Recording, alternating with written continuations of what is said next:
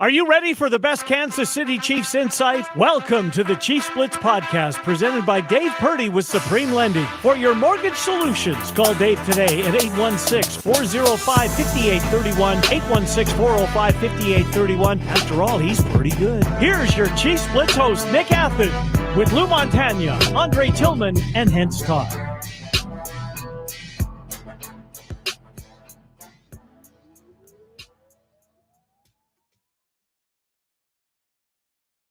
Now the vast expanse is empty except for 3 American soldiers who have a job to do. Watch the symbol.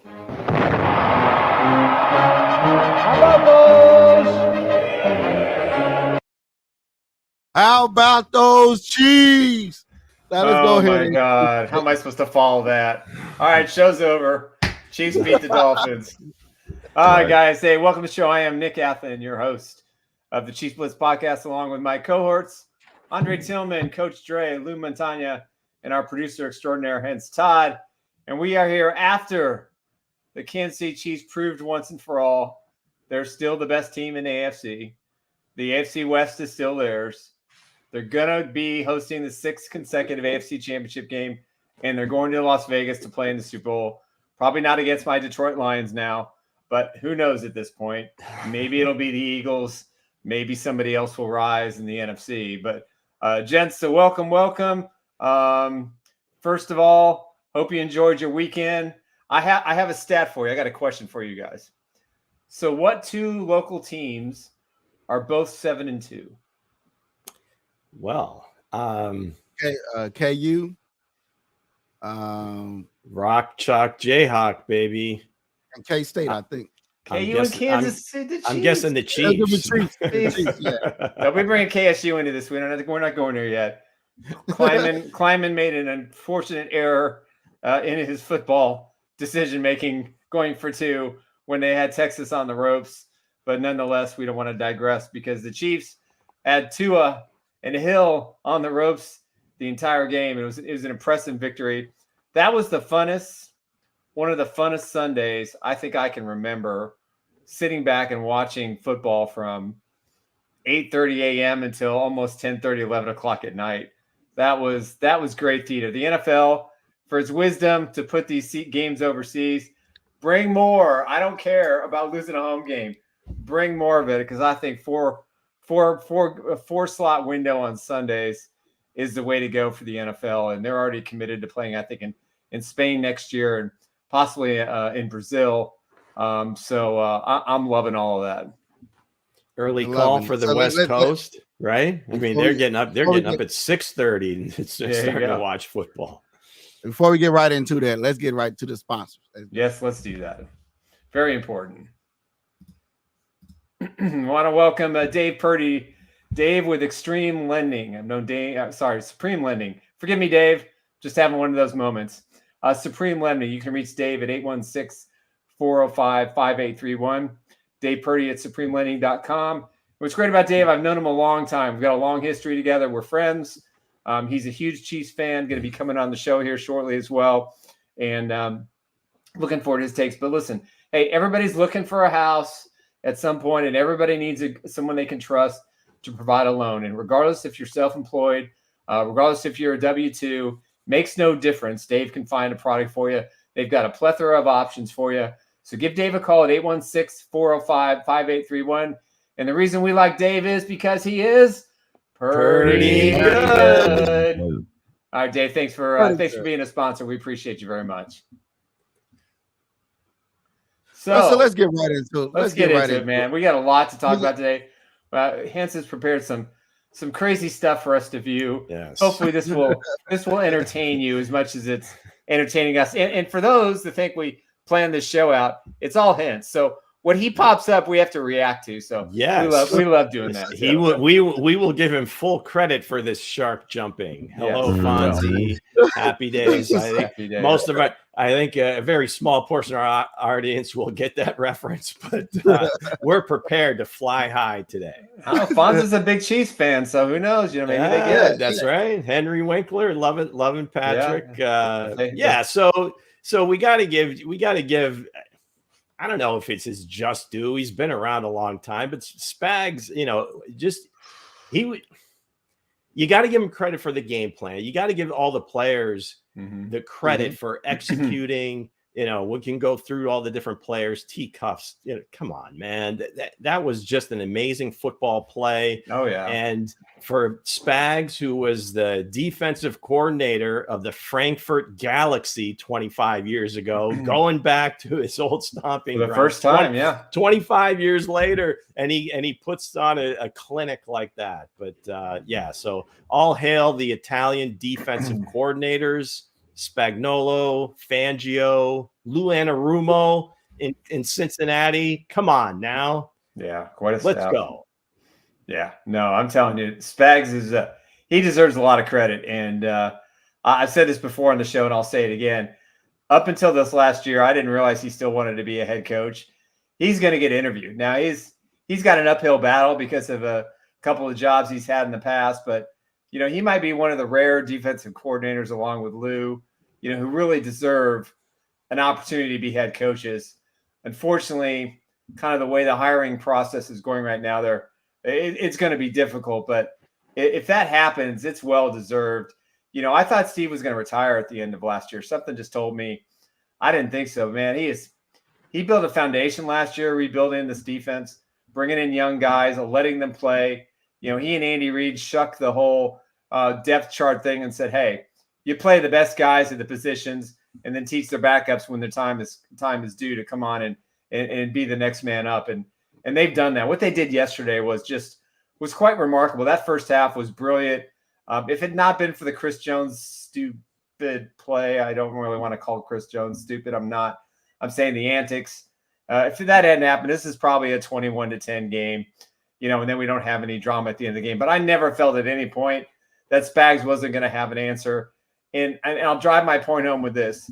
On the 4th and 10, he lined up a certain way. What did the Dolphins do? They panicked. They called timeout. They said, okay, this is what's coming. So what does Spags do on the very next play? He Zero sends an blitz, all-out man. blitz. Let's go. There wasn't even enough Chiefs blitz. coverage. Zero. Yeah, a Chiefs blitz. I mean, he sent the entire house, which was so wonderful to watch.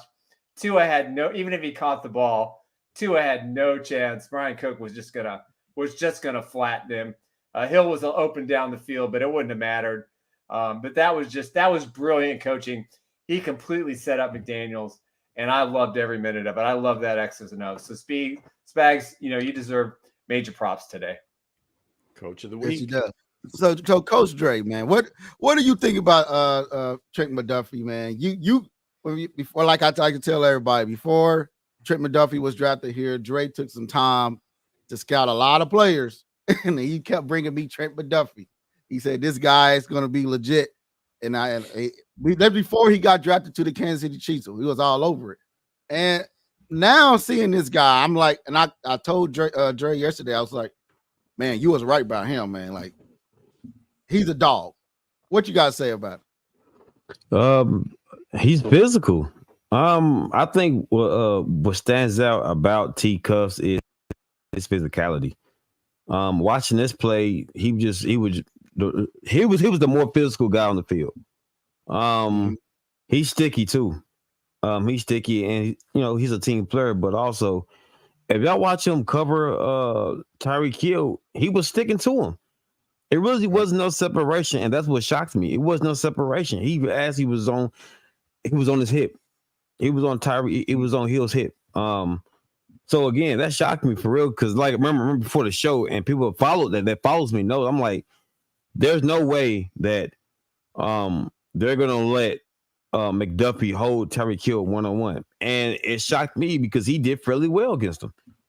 He did fairly well, and again, I'm shocked and impressed, and like I said.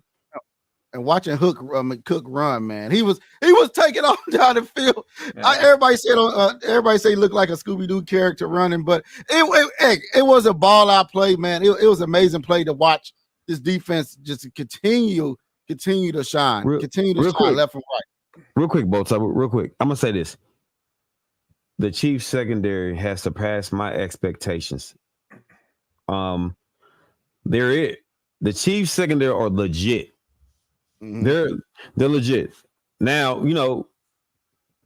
after you shut down Tyreek Hill, there's nothing that McDuffie can't do now. No. To me, that right there, like, to me, was like the end all for me.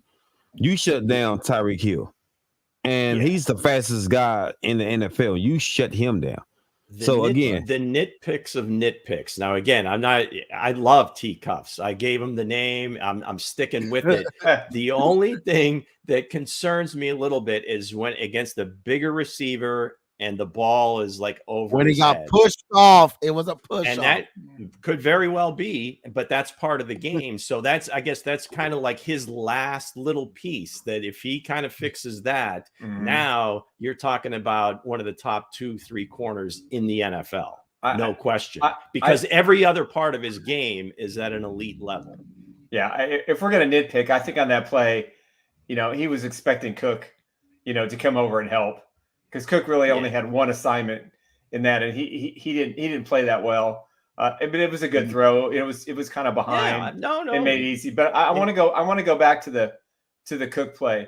Mike Edwards, unsung hero, one of the best free agent acquisitions. Not only does he pick up the fumble, not only does he have the wherewithal to find Cook, but watch what he does after it. He's blocking. Who does he block? Hill. It's just the only guy that potentially could have caught him, right? Yeah, and it's just like it's unbelievable to me that he had the wherewithal to make two excellent decisions and to finish the hat trick. He starts blocking. Veteran guy. That moment right there, you're watching Tua look up. He did that all game long. He just seemed to like not be engaged, with his teammates, and people weren't really talking to him. And I find that very, very troubling. And they were the team that went there early, and supposedly Reed was making a mistake waiting so late, late in the week, and they're like off the bat. Had too much apple wine in Germany. The Chiefs were ready to roll from the jump. Now they did hit the snooze button. They come out of half on offense. It's all right. They still win. But still, Cook, that was like a 4x100 relay. He took the baton and he was high knees shot out of a cannon. Man. Yeah, he was excited though. Scooby-Doo or no, he was moving. Tyreek Hill, him, and Usain Bolt. I want to see who wins. But real quick though, Luke. Real quick, what you just referred to, I'm going back to we talking about with McDuffie and his skill set. If you look at how he plays like a dog. I believe the way he plays, it's kind of like, if y'all familiar with Darrelle Revis. Darrelle Revis was small. He was like 5'10" and he was going against guys like Benson Jackson, the Andre Johnson and stuff like that. See, like when you can lock on to Hill's hip like that, and he's like one of the fastest guys in the league. I'm not really too much worried about the big guys because he can get underneath the big guys. He can really match up well with the big guys, because of his physicality. It's a nitpick because if you recall, and again, it may have been a safety error on this one too, Nick, but in the Super Bowl, the deep shot to A.J. Brown where it looked like McDuffie was in perfect position, and at the very end, Brown just kind of played the ball a little bit better. So it could have just again. I'm just saying I've seen it a few times. So if you're looking at a guy that's going from elite to now being an all pro, that I think might be one thing that, hey, maybe we just some skills that need to be sharpened. That's all. Okay. Well, I'll take him every day of the week. Just as far as like just Bo. I saw it on his game plan, man. Like, not just that, but he also comes off the end on the blitz too. Like, he was everywhere on this field, man. Like that sack was for him right there only. And he didn't care. Hold on. Look who's at it. There's our buddy Lynn. But again, I put it like this: Trent McDuffie is one of the best cornerbacks in the league. As you can watch back and watch this. Look at that. Right there, as he come off the end, it was all him. He steady, came flying off the end. He ran and he most had him right there. If he didn't sack him, Trent McDuffie was going to get him in the end anyway. We got to get credit to Spags on that one. Pass called a great blitz. He called a great blitz right there. It was a great call by Spags. But again, McDuffie is him right now. I believe him and Snead to me is the best right now in the NFL right now. The best duo right now in the league. They're the most versatile. Before y'all go deep in there, you remember what I said when I said I got close? I looked to the camera. I said, "What?" Y'all said, "Oh, you too early." I said, "T Cuff is gonna lock down who? Tyreek Hill," and that's what happened. Again, I ain't gonna nitpick too. If you look at, he did well, but Tyreek Hill was still making some good plays though. He was making some good plays. He was now. The thing is, I'm sure what the game plan going in was they didn't want him going over the top and really nothing explosive. He 8 catches, 62 yards. That's under 8 yards a catch. You're not. No one's been able to do that this year. And the thing you got to like about now Snead and McDuffie is they're both incredible blitzers off the corner. They can both play in the slot. They can both play outside. So now, again, they're like chess pieces. You talk all the time, Dre, about Spags wanting to have like interchangeable parts on the defensive line. You know, the tackles playing end playing tackle. So he's got a couple of corners now that he can kind of manipulate and put them anywhere and be real comfortable that they're going to make plays. So this is, again, last year we made, like I said, we were early. This group was early getting to and winning a Super Bowl. Again, the defense has a chance to be elite for some time, and to be able to lean into that when the offense is struggling is just priceless. Absolutely priceless. Well, you know, Lou, I know I agree with what you were saying, but as we enter week 9, right, into week 10, who you going to keep? Because Snead is a good player, and Chris Jones is a good player. It's Snead's contract year, and this Chris Jones contract. What player are you going to keep? Because you can't keep both of them. If you had to choose today, who you picking? Okay, there's two different things there. I'm sure they can figure out a way to keep them both.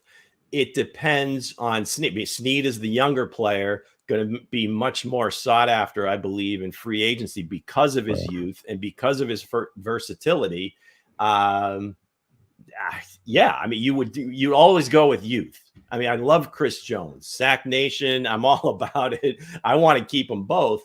But if you're telling me I can only keep one, I'm probably going to go with Snead because of his age, his versatility, and hopefully we can find somebody that even comes close to scratching Chris Jones' surface on the defensive line. I think they're going to take it. I think we're now looking at the biggest picture. You know, you've got Willie Gay, who has, if you'd asked me at the beginning of the year, I said, probably not going to resign. Even with Snead with the need, I was like, you know, probably not. You know, then you got Drew Tranquill, you got Mike Edwards. I mean, these are 4 pieces that you have to evolve this young defense. With Chris Jones, you know, sign and trade is highly likely and maybe probable at this point. And then find another pass rusher or an interior guy. You know, you're going to have to make sacrifices because the youth of this defense is the future. And if they can find a guy that's similar stature to Chris in the first round, you know, probably the Chiefs trading up to make that happen, you know, then I think that's probably going to be the move. You got Tommy Townsend, you know, he's the best punter in the NFL right now. You know, they've got a lot of decisions to make, and you see all these guys on display. And if they're serious about rebranding and rebuilding this defense, and she make a good point, someone's going to have to be sacrificed, and you know it could be Chris Jones, and I think they can find the sacks elsewhere if some of these other guys step up. I mean, Karlaftis, Dan. I mean, Dan is a free agent. You're telling me you don't want to bring Dana back? He's thriving in this defense. The overall numbers, Nick, I think they can come up with, like, as far as an aggregate, but in terms of like a closer, like in a big time situation when you need a play, I don't know that those other guys are quite at that level yet. And when you have like Chris Jones, now all of a sudden, you know, in the AFC Championship game, in the Super Bowls past, you know, Those guys are rare. But 2 games in a row, Chris Jones has not made plays. No, I'm gonna say this. Kareem, that's what I'm saying. Is during the aggregate, I think you're going to have the ups and downs. My point so is, like in a big game situation, you got to have that play sack, knock down the ball. So listen, I get what y'all saying right now. I get you. Okay, let me break to my boy Kareem say. Now, we're discussing who might go and who might stay, right? So my boy says Jones easily. Now, Kareem, I get what you're trying to say, my man. Chris Jones is getting older. Okay, now we're seeing so far what the young guys can do on the line. They're getting pressure. Like Nick said, Chris Jones haven't did nothing for real, right? It's been all blitz. It's been all specs, right? So my thing is this. For me, I keep the secondary put. I mean, I keep the secondary. I will keep them together because I love the unit. They're a great unit right now. Chris Jones can be replaced. Not saying because the penalty he did yesterday kind of convinced me he got to go, but that's another topic for another day. I'm gonna say this: you guys need McDuffie and Watson been playing great. Edwards, you got Cook. You have a strong secondary right there. And again, Lou, Chris Jones is getting older. George coming along right now. Look at what he's doing right now, right? Donna's coming along right now. It's a plethora of young guys on the defensive line. So to me, Jones will go. I agree with you, Kareem. Jones will go, and we keep the rotation. Okay, before we move on, man, we caught up with Tyreek Hill after the game, and we had asked him some questions, exclusive, and exclusive interview. So, and this is what he had to say, guys. This is Tyreek Hill after the game. I'm stupid. You're smart. I was wrong. You were right. You're the best. I'm the worst. You're very good looking. I'm not attractive. All right. As long as you're willing to admit that. I'm stupid. You're smart. We're pulling out all the stops today. We are. Hey, you know what? Listen, Tyreek Hill did not have a good game. He didn't back it up. He talked. I'm telling you right now. The man would give anything but the money he's got from Miami to come back and play with the Chiefs. I know. You should see him. I mean, after that fumble, he's like, I know. He knew the game was basically over at that point. He knew that he is on a football team that can't win in the big moments. I mean, the Dolphins are 0-3 against teams with a 500 record or better. And, I tell you, all the banter and all he's done since he's left is talk about Kansas City. He's even coming back to Kansas City for a autograph signing in the bye week. I mean, you just look at this and you say to yourself, Tyreek, you had a choice to make, and the Chiefs made the right decision. They traded him. They created more assets. They rebranded and rebuilt their defense. Mm-hmm. They found a couple of weapons for the offense. They were able to maneuver and sign several free agents, and that was a smart decision, but I don't want to hear this crap with him anymore. I guarantee you, and he would have to tell it to my face, come on the show. I'm challenging him. Tell me that if the money wasn't on the table, you would want to come back to Kansas City. And the Dolphins overpaid for a guy who has said he's likely to retire when his contract is up, which I believe it's the end of the 2024 or 25 season. And that's it. So that tells me he knows he's not on the best football team. He knows it's about the money and the stats. And he surpasses 2,000 yards. Good for him if he does. But the Dolphins are in danger of even making the playoffs if they don't fix playing better teams, because you have to beat teams with winning records in the playoffs. And they haven't shown they could do that. Even the Dolphins announcers were saying that at the end of the game. They were saying, listen, this team has got to learn how to do it. They got to learn how to be like the Chiefs. And they got to beat teams like the Chiefs. And in 2 seasons with him under center, they haven't beaten the best teams. If only there were a beach in Kansas City. That wouldn't even do it. That's still not enough. We got the Lake of the Ozarks. Give me a break. There's plenty of water out there. You can go in the middle of nowhere. South Beach, Lake of the Ozarks. I don't know. I don't know. So with that said, let's get Party right Cove. into it. Party Cove with the Lake of the Ozarks probably rivals what goes on in South Beach. Hey, Let's all get I into the know next is all I know topic is before we move on to the next subject. Jason Bateman was great. Moving to the next sponsor. That's all I know. What you got for us, Nick? There you go. All right, want to thank my good friend Eric Haynes, your real estate advisor. Listen, I've known Eric a very long time. I'm going to get a little personal here. I've known Eric for about 15 years. We've been friends, and I met him at a bar. He was attending bar, and he said he was a big fan of me and Warpaint Illustrated. And for all the times he attended bar, I never paid for a beer. He always took care of me. He always appreciated what we done.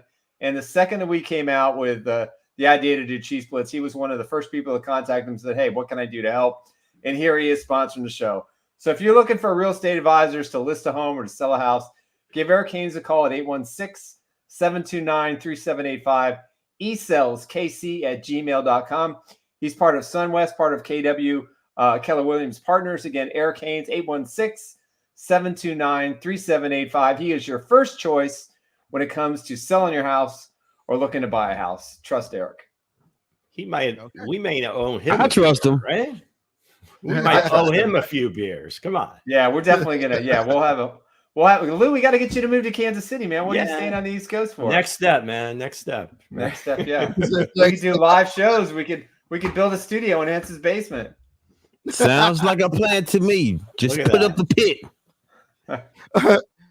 What about Patrick Mahomes? No, even though it was a good game, he came out, to win in Germany. He first player to win in Germany, Mexico, London, and the U.S. The first player ever, sports player. So what you guys think about that? I don't think he's ever been to London. No, the Chiefs are the first team to win in those countries. Patrick's won in Germany. That was Alex Smith, right? I mean, that was going back. Yeah, that was. Yeah. That's all right. I mean, but he's won in those he's certainly won in those other places. That's for sure. Let's really break down Patrick Mahomes in this game. It was still a two halves. It was a tale of two Mahomeses in this game right now. The first half, Mahomes looked sweet. Looked sweet. I mean, he looked like the old Mahomes from the Miami days. Looked good, right? And then we got the second. Then we got this year's Mahomes. Then we got this year's Mahomes in the second half. To me, it's like this with Mahomes. Kelsey is gonna get blanketed. They're gonna take away Kelsey. They trying to figure out how Kansas City roll, especially on third downs. So the thing is with Mahomes is this: he has to learn how to trust his guys again. He got to find, like Hense would say, Rashid Rice. If Kelsey's getting double teamed, trust in Rashid Rice to make the big play. And then everybody else. But Rashid is a guy that Mahomes have to trust now. And he's proven that he can trust Rashid Rice because every time he throw him the pass, he make big plays. Right? So my thing is this. Kelsey is going to get covered. Put it on Rashid Rice. Put the ball in Rashid Rice's hands now. Because remember, we got little by little, inch by inch, pass the torch. We got to pass the torch. And why not Rashid Rice? Why not? Well, I don't think he's avoiding him. I mean, it looks like it's just a Reed philosophy that it almost seems like there's a package of receivers that play together. And it's almost like hockey lines. I mean, they come in almost like as a group, and everybody is getting a certain amount of snaps. And we talked about it. I don't know if it was last week or at some point where it was hard to get rhythm with anybody because they're coming in and out of the game so much. So I almost likened it to like an NBA team as they go through the season and they're trying different lineups and so forth. And as they get close to the playoffs and into the playoffs, the rotation gets shrunk down to about 7 or 8 guys. And I think you'll see that with this receiving core is where they got to get more reps because another 10 guys caught passes yesterday. Nobody caught more than 3 balls. But when they had their opportunities, in most cases, they came through. MVS had the one. He might have been able to catch that one. I don't know. It was a little off. I think Patrick was getting hit when he threw it. He should have caught that ball. But Sky made his play on the sideline in that cover 2 hole. Patrick makes a perfect throw, and there he is. He's got it and goes on. And all the other guys, you mentioned Rasheed. I mean, that's just such a great weapon to have in the red zone because it's almost like an RPO. He fires it out there right away, and Rice is a big dude. Nobody's bringing him down once he gets rolling. So, it's hard to kind of watch this because we're so used to a level of efficiency offensively that you rarely would see Tommy Townsend, but now it's like complementary football. It's the defense making the plays, leaning into that, making the big plays to move the chains and just to kind of possess the ball. And we're not used to that, right? We're used to going up and down the field. Can we just say this, that either way it goes, that the Chiefs always find a way to win. They find a way to win somehow. Yeah. Oh, absolutely. That's the point. When it's gonna look good, it look ugly, and they still find a way to look ugly, win ugly football. When it's in the playoffs, you're gonna have to find a way to win ugly games. And all right, I feel like this is what they're doing right now. Real quick. Tom Hood says Andy Reid's too stubborn on the 3rd and 1 plays. Why not run it for the first? Yeah. Basically saying why not run it to get the first down? Now, Tom, I get what you're saying too, and I do agree. But at the same time, Kelsey's time, the ball goes to Kelsey around this time, to move the chain guy.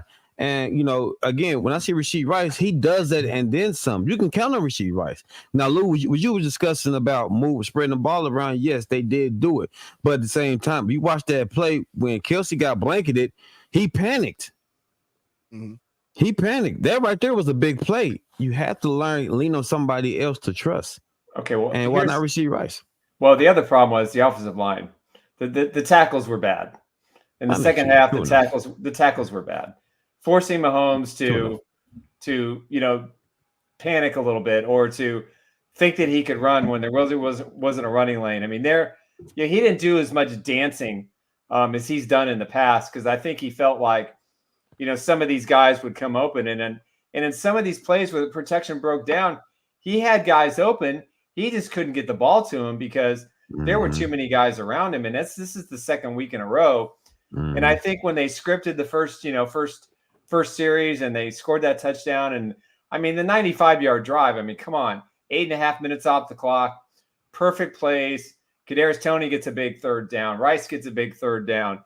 McKinnon scores the touchdown on what was essentially a perfect play call, using Kelsey as a decoy and opening up the middle of the field. So it's not like it's not there. I think Hense made a good point. You got to fix the groupings. Okay, these are the 3 guys that we can count on. And I think with Mahomes is, guys, I can sense it.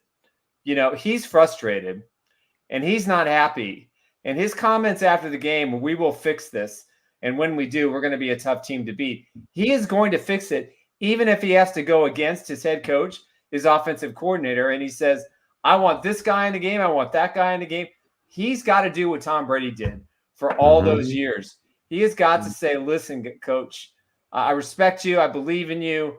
But these are the guys that I can count on when the play breaks down. A guy like MVS, who, the guy has so much talent, but he doesn't try as hard as he needs to.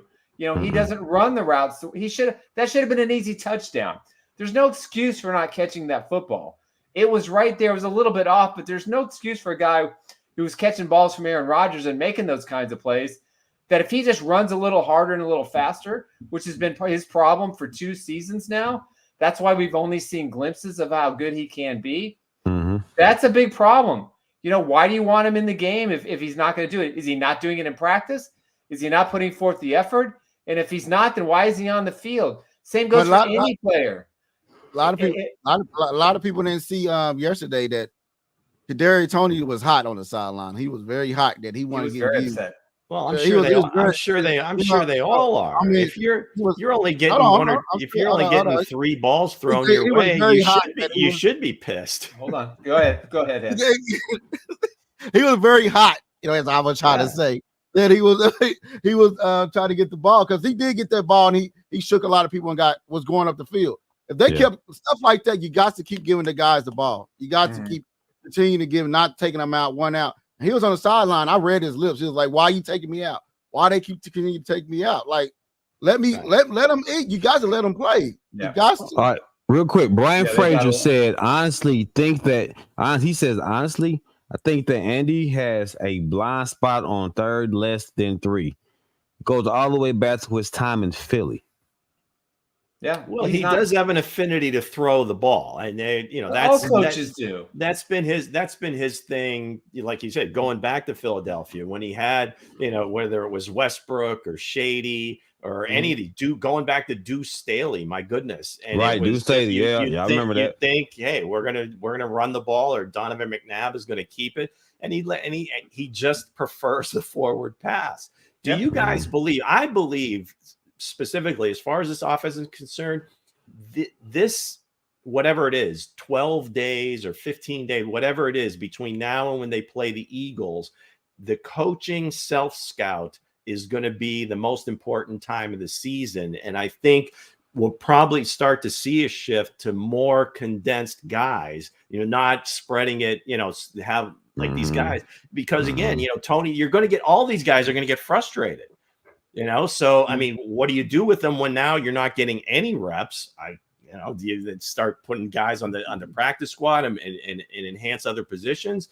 But I really think this self-scout for the next 2 weeks is going to be huge for this offense. Yeah, okay.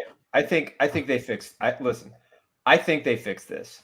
Little Birdie told me they spent quite a bit of their time on the plane ride home doing what? Watching Eagles film. So they've moved on. I think Andy and Matt Nagy are smart enough to know, along with Patrick Mahomes' input, through 9 games, what has worked offensively, what hasn't, which guys are starting to make plays and which ones aren't. And I think just like you saw last year with Spags in the defense, mid-season, some of these young defenders got more reps. They took over spots for veterans. They were in the limelight. They were being said, okay, we're going to go with you guys. And they just succeeded because they were consistent. So I think all the doom and gloom and blaming Matt Nagy for all this, which is complete nonsense. And now it's because Eric Bieniemy left. Give me a break. We'll dive into that in the offseason. But for now, the bottom line is Bieniemy was getting crushed last year, and they said, let Reed keep calling the play. Yeah, let Reed keep calling plays. All right, real quick, guys. We're always looking for a fall guy. Let's hear what everyone understands. So I got 2 comments. All right, first is Tom Hood again. He says, I agree. They don't want to feed guys when they're hot. Tony has been up and down, but when he's hot, why not feed him anyway? Well, I've been saying that. Saying that. Like, to answer your question, Tony, what was it? What's his name? Tony Hood. Tony Hood. Ask your T Hood, as we're gonna call you. Ask your question, man. I feel the same way that you feeling, man. Like you got to give these guys the ball more, man. You got to. If we don't, we're gonna have this thing once again. I like how they use Sky Moore coming out the backfield. Sky Moore is built like a running back. He's built like a running back. He was a running back going into Michigan. Yeah, he was a running back. So if they should use him more, like a running back out of the backfields, screen passes. But Rashid Rice, his plays is screen passes. Go. When you need a screen pass, go to him.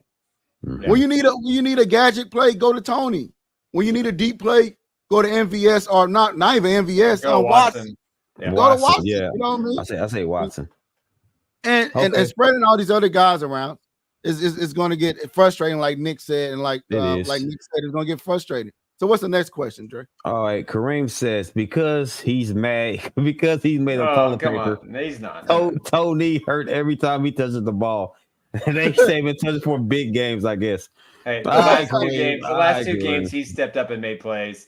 I think he's physically past his surgery and he'll have a much bigger role after the bye week. I guarantee. Okay. Right. B. Frazier says, Lou, I agree. The running back coach, the running back coach, the quarterback coach, and the wide receiver coach are all first-year position coaches at that position.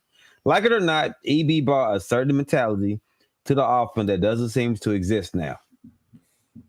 And that could certainly be. I mean, he brings an attitude, right? And again, we heard that at the beginning of the season where some of the Washington players are kind of pushing back and like, wait a second, we've never been coached like this. So yeah, I think that's what he brings to a team, but I'm not going to be ready to say that he's a much better offensive coordinator than Matt Nagy. I'll take Nagy 10 days out of 7. Either way, but again, yeah, I will take that. I would love to have EB on the staff to be that guy.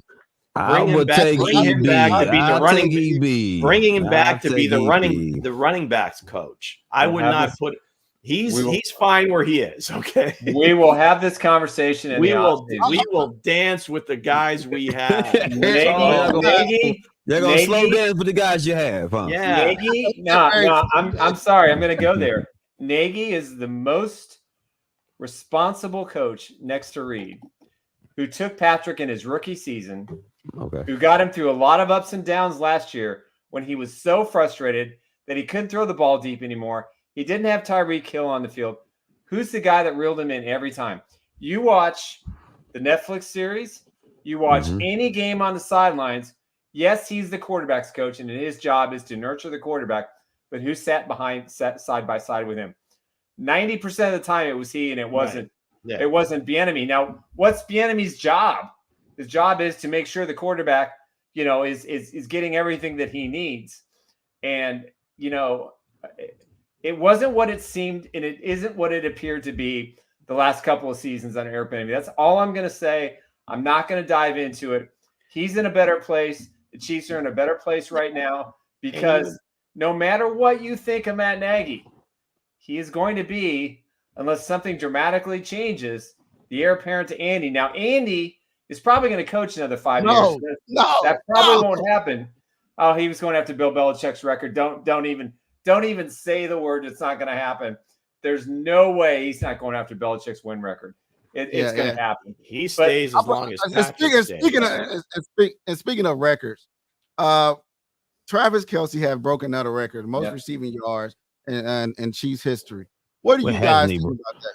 Listen, what hasn't record? What record hasn't Kelce didn't broke? He would have preferred to do it in a much better performance, and maybe like in Kansas City, I think he had 3 catches for 14 yards. But as far as a career goes, I mean, from where he started. And it looked like it was never going to happen, and he had all this untapped potential. And until Coach Reed kind of reeled him in, and then Patrick came along, the trajectory has been just amazing.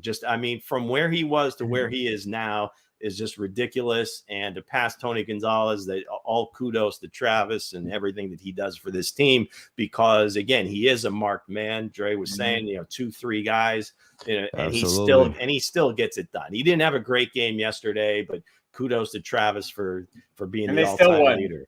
And they still won. Okay, 12 yards. You're right. He had 12 yards and 3 catches. They still won, or 14 yards. He's the emotional leader. Can we agree with that? When he came on that field, he's an emotional leader. So let me hear it from you guys, okay? If we are going to trim this rotation, okay, of receivers, who are those guys? Who are the top 4 guys that you're going to I never go first. Let me go. The number one. We know who your number one is. Okay. Right, let him talk. Come on, give me a chance, will you? You put the floors on it. Okay, my number one, everybody know, is Rasheed Rice. Yeah. Rasheed Rice. Okay. You put Tony in the slot. Okay. You put Tony in the slot. And I would put Watson or Nico Hartman as the third wide receiver. One of Scott Moore, man. No, Scott Moore. Hold on, I'm done. This Scott Moore, I'm having taken Clyde Edwards' spot. He's going to go down the running back. He's going to do some running back things, coming out the backfield for me, moving up into the slot, doing gadget things. That's spot. Yeah, that's the spot I would do. It's officially now Jet season, man. I think he's going to figure into this a lot more than in the chats. And Lou just said in the chats, leave your top 3 wide receivers that you would start going forward. And no, so Yeah. why they doing that? Who will be your three? We'll Nick? even give you a fourth. How about that? We'll throw you a fourth in there. I'll go Rice, Watson, and Tony is my top three. With Rice, Sky Moore. Watson, With Sky Moore, and number 4. Tony. Okay. Lou. Yeah, I think I'm probably going to go with those guys as well. It's, you're just waiting for MVS because he can make these plays. And that first play of the game, there he was. If he catches this one, maybe that gets him rolling, but it never does. And again, Nick mentioned, when he was in Green Bay, he could never string together a bunch of plays. You'd see him go over the top. It's like, oh my God, this guy's tremendous. And it was always like once in a blue moon. Because they had Devontae Adams and the other guys. But I would say, I'm comfortable with those 4. I'd like to see, again, Tony going down the field a little bit more and not just catching everything behind the line of scrimmage. All right. Well, mine's is, since y'all all ate, let me be the dessert. Nah, pause on that one. So I'm going to say this. I got Rashee Rice as the X, right? I got Rashee Rice. I have Sky Moore, the Y. And I got your boy Tony playing the Z. I got those 3. Now I'm throwing Watson because MVS to me is not giving a lot. He to me he's lazy. I do agree with Nick. He's lazy. But route running wise, Sky Moore. I trust Rice and Tony on the outside. As you can see from last year and this year, both guys can get busy. You got to give him the opportunity, especially Tony. Especially Tony. Yeah, it's his time. So yeah, it is. So I did. Those are my 3, and then some. Did anybody leave something in the chat? Now, real quick, and they show did my boy again, Mr. Tissue ankles. so he said Watson, Rice, and Sky Moore. Watson, Rice, and Sky Moore. I couldn't agree. I couldn't agree. Those are my picks too. Listen, the bottom line is. Hold on, please say this, Nick. Hold on. All the guys, you see that everybody that's watching the show, you see that we respond to our fans. Some shows don't do that. So we want to let you know we do respond. We do read everything. We do. If it's good, worthy, we will put it on the show. Please share. You know what I mean? Please share the show away. Please go subscribe at the YouTube channel. Everything else, because, hey, like Nick said at the end, you're going to get a big gift at the end. I'm going to show you the gift. Pause. I'm going to show you the gift. For the person that is number 1,000, I know we got a long way to go.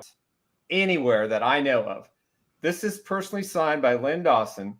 This is his Hall of Fame card envelope that was given back in 1987, August 8th, when he was enshrined into Pro Football's Hall of Fame. And what's so special about this for Len Dawson?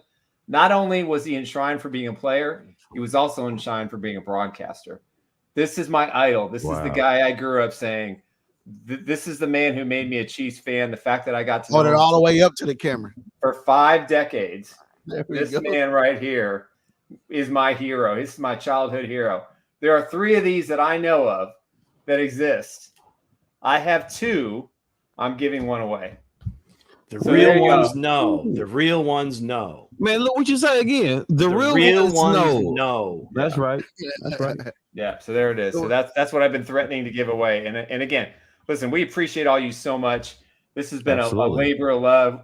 We have an announcement on Wednesday's show for a new segment we're going to be doing on Tuesdays. Very excited about that. So, again, we appreciate you. We love to engage with you. And that at the end of the day, that's what this is all about. So with that said, if you guys missed it, go ahead, Drake. Well, Brian Fraser said, nice, Nick. So I think Brian Fraser might one of them beautiful cards of yours, Nick. Brian, we're going to groom Brian. I think Brian's going to come on the show at some point this year too. So Brian and I have known each other since way back. We went to Barstow High School together. And I'm telling you, we were on the baseball team together. I'm going to give you some love, Brian. The man had a swing, a left-handed swing. That was the most beautiful, natural swing I've ever seen at that level. He should have been playing in the bigs. He had the stroke. He was a first baseman. He was a first baseman. I was the backup first baseman. Now, if you see Brian, he's about a few inches taller than me, a heck of a lot more athletic. But I remember how supportive he was when I got a chance to play. Absolutely. Bryan's one of the good people. We appreciate him as much as we appreciate everybody else. But Bryan and I have gone back a long ways. And again, this is what this is all about, man. It's about friendships. It's about our fandom for the Chiefs. That's why we do the things we do at Chiefs Blitz. Most definitely. Our fifth man. Before we close out, let's hear a word from our sponsors. All right, let's hear about our sponsors. Again, we want to thank these guys so much for being part of the show. First, we want to talk about Dave Purdy. If you're looking for a mortgage, you can reach Dave at 816-405-5831 with Supreme Lending. And we like Dave because he is pretty good. And if you need to get a house, whether you want to sell a house or buy a house, give my buddy Eric Haynes a call at 816-729-3785. You can reach him at esaleskc@gmail.com. We owe a huge debt of gratitude for both these guys.